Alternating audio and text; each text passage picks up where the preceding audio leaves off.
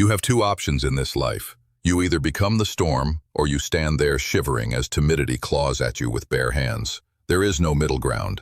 The world doesn't pause for the hesitant, it doesn't wait for the nervous, and it doesn't reward the timid. It watches, it measures, it separates the ones who move through fear from the ones who get strangled by it. Today you decide which side you are on.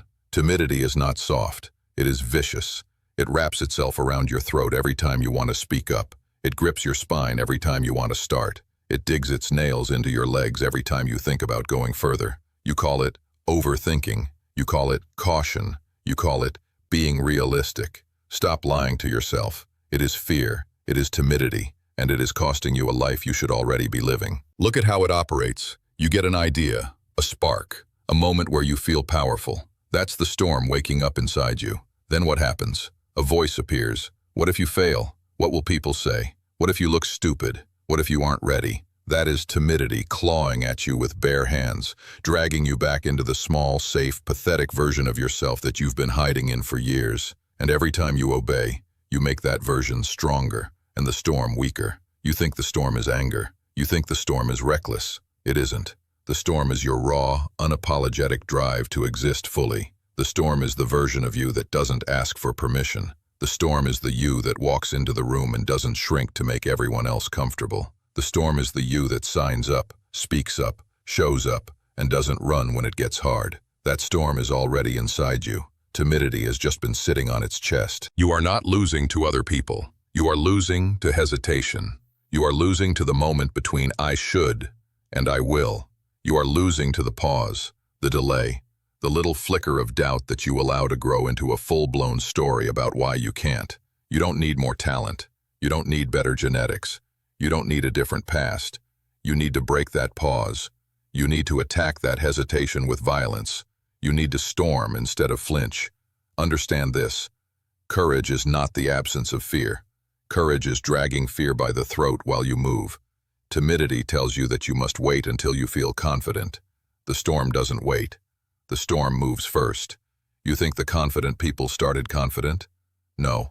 They started scared and moved anyway. They started shaking and still spoke. They started unsure and still acted. Confidence is not the starting point. It is the scar tissue you build from doing things while fear claws at you. You have to fight timidity like it's trying to rob you, because it is. It robs you of opportunities. It robs you of respect. It robs you of self-trust. Every time you let timidity win, you teach your body that your fear is the leader, and you are the follower. You think you're playing it safe, but you're actually training yourself to be powerless. That's why you feel so frustrated. That's why you feel like there's a war inside you. One side wants to move. The other side drags you back into the cage. So here's the shift. From today on, when you feel timidity put its hands on you, that is your signal to attack, not retreat. When you feel your heart rate spike before a decision, that is not a warning to stop. It is a command to go. The more nervous you feel, the more important it is that you move. That pressure in your chest, that's the border between the life you know and the life you want. You don't tiptoe through that border. You storm it. You need a rule now. A brutal, simple rule. The more you want to pull back, the faster you move forward. If you want to stay small, keep obeying your fear. If you want to become something that even your past self wouldn't recognize, you must be willing to do what scares you faster than your excuses can form sentences. Timidity is slow. It needs time to talk you out of your own power. Don't give it that time. Decide. Move. Adjust later. Listen to this very clearly. If you do nothing after hearing these words, then your timidity just beat you again. This is the line, right here. You can feel it. The part of you that's sick of playing small is awake, and the part of you that wants to crawl back into comfort is panicking. Good. That tension is proof that this is real. Most people back off when they feel it. You won't. Not anymore. You take that pressure and convert it into movement. You turn that fear into speed. You throw yourself into action so hard that timidity cannot stop you. It can only scream while you move past it. You already know where you're timid. You know the conversations you need to have. You know the habits you need to kill. You know the projects you need to start, the people you need to confront, the changes you need to make. You're not confused. You're scared. And fear is not a valid reason to stay exactly where you are. Feel it and move anyway. Fear is a weight. The more times you lift it, the stronger you get. Eventually, the same actions that once terrified you become your new baseline. Stop romanticizing your comfort zone. It's not safety, it's decay in slow motion. The longer you stay there, the more your potential rots. The storm inside you doesn't die all at once. It dies in pieces. A dream you don't chase here, a decision you avoid there, a conversation you never have, a risk you never take. Soon you're not avoiding just discomfort, you're avoiding life itself. That's what timidity wants.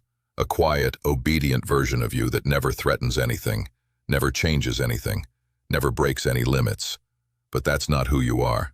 You would not be listening to this if you were designed to be timid. You feel anger because you know you're underperforming. You feel restlessness because you know you're holding back. That anger is not a problem. It is jet fuel. Use it.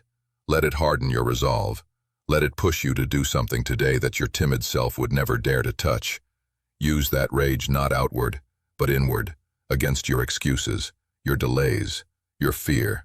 From now on, you fight timidity with bare hands. You don't wait for ideal circumstances. You don't wait for approval. You don't ask the world for permission to become dangerous in your own life. You want to speak? You speak. You want to train? You train. You want to build something? You start now. No dramatic announcement, no long explanation, just movement, silent, relentless movement. The storm doesn't explain itself. It arrives.